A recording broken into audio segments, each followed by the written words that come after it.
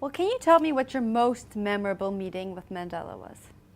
Well, I suppose the most memorable in terms of the consequences it had of the many that are recorded here and some that weren't, was when very early, 6 a.m. in the morning, I was summoned, invited.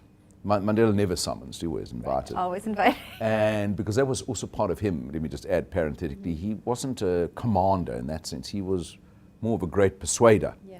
And he'd rather charm you into something than order you to do it. Not that objectively, because I wasn't under his command. Right. He would order me, but he never really tried to. But certainly in January 1997, shortly after the National Party, which was the second biggest party then, had left the government of national unity, I was invited to come to Mandela's home in Houghton for breakfast very early. And he said to me, over porridge, literally, well, Tony, I'd like you to join the government and you should become a cabinet minister. And I thought, wow, that's a hell of an offer. It was like a thunderbolt in early morning breakfast. Over porridge. Over porridge, Jeez. or whatever it was. And because it was a very difficult, I call it the temptation. Because on the one hand, we were a very small party then. Right.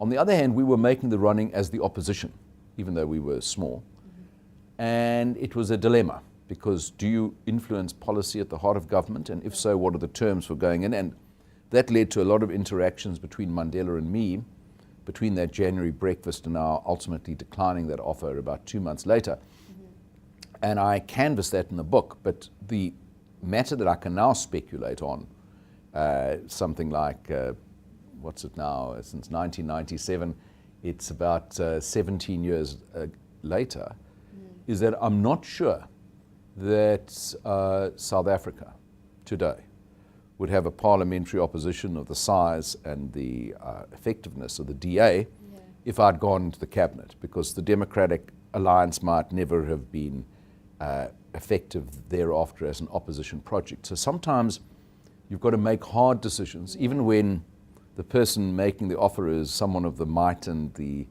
impressiveness of Nelson Mandela, because although sometimes they personally can be tempting, you've got to look at the whole organization and the country. And I actually think, in retrospect, not everything we do is right, but in that case, that was the right call on our part. And I think, as I record in the book, Mandela accepted that. Because certainly the other interesting thing flowing, having invited me to his cabinet, having said very politely no, it didn't affect our relationship one jot thereafter. It continued as before, which says a great deal about him, incidentally.